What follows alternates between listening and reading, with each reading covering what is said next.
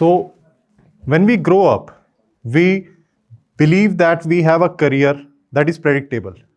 We dream, we make a path, and we choose to follow that path in a dream of achieving that particular goal that we have made for ourselves. My journey has been like that.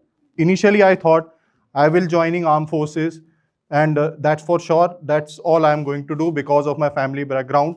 Everything was aligning, and I thought that's the best thing I will do in my life. But life is not that simple.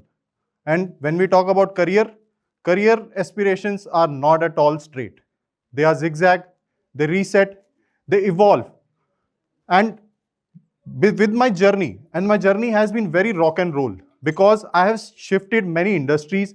I started my career as a mechanical engineer, dropped that, tried for competitive exams, dropped that, then shifted to a steel plant, worked over there.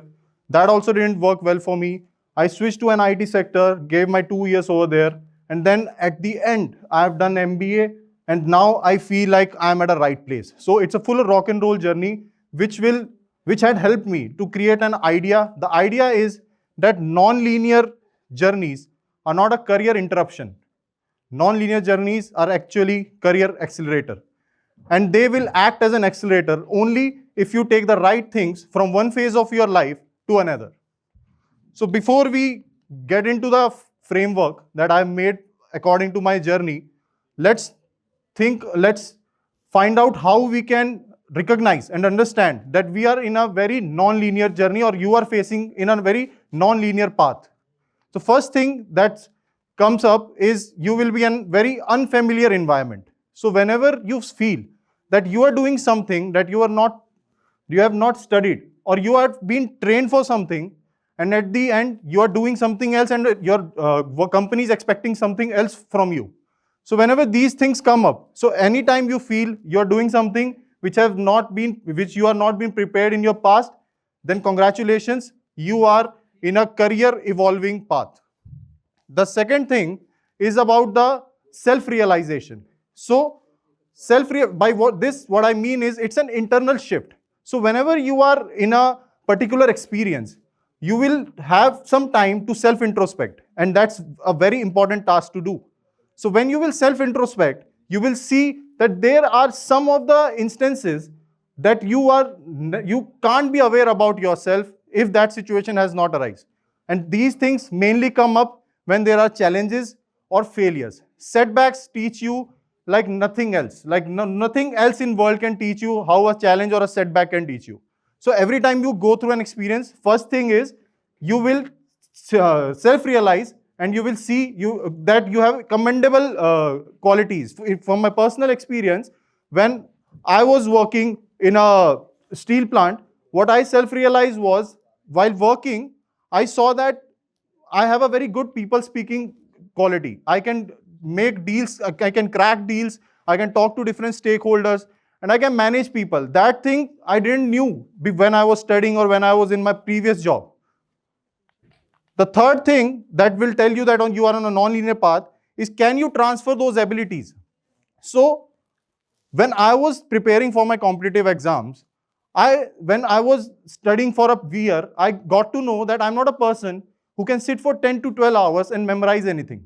Like, I'm a person who can learn quick, understand in depth, and deliver it with clarity, and have a knack of delivering it on time. Those things didn't help me in competitive exam, but for sure, when I joined IT sector, that was the best thing that happened to me. Coming to the advantages, so although there are many advantages, but I will quote only 3. The first one is fast learning, second one is adaptability, and the third one is transferable, the most important one. So whenever you are facing different situations, so in my life, I have transitioned to so many different industries and areas. So when I have explored so many areas, my horizon has improved. My range has improved. Today is the world where depth is not necessary. What's necessary is range. Everyone has depth as of now. With the advance of AI, everyone has depth. But what's important is you should have a range. You should know each and everything about what's going around.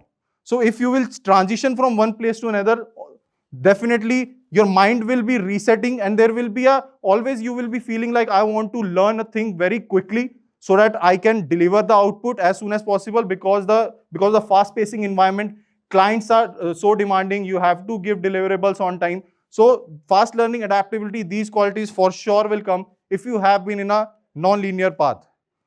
Most important, for which I am here right now, is the framework that I have made, that is carry forward framework. So this framework is a very simple and practical one, in which any good or bad experience you have in your life, you can convert it into a usable progress. So as you can see, there are three elements in this framework. The first one is skill, the second one is realization, and the third one is directional clue. So you have to carry forward each of these elements as you move in an experience. Suppose you are in an experience, there will be definitely where you will be having some skills. You will be learning some skills. So what happens most of the time, we live an experience and we leave it, but we forget to extract the real value out of it. So you have to be aware to extract that particular skill that you have gained out of that bad or a good experience. The second element is the realization. As I talked earlier also, self-realization is a real important element. You have to realize what actually this experience talks about you, what you feel about after doing this. So when I was preparing for competition, I realized that I'm a person who can't sit for long hours. I'm a person who can learn quick. When I was doing job, I learned about myself that I'm a person who is a people player, who is a team player. So these things you will realize while living that experience. And the third one is directional clue.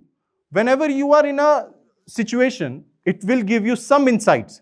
Some things will align that will tell you what is the next step. So when I was in my IT job before my MBA, I saw my project manager. I used to work under him, and when he used to deal things, I used to imagine like what it takes to be there.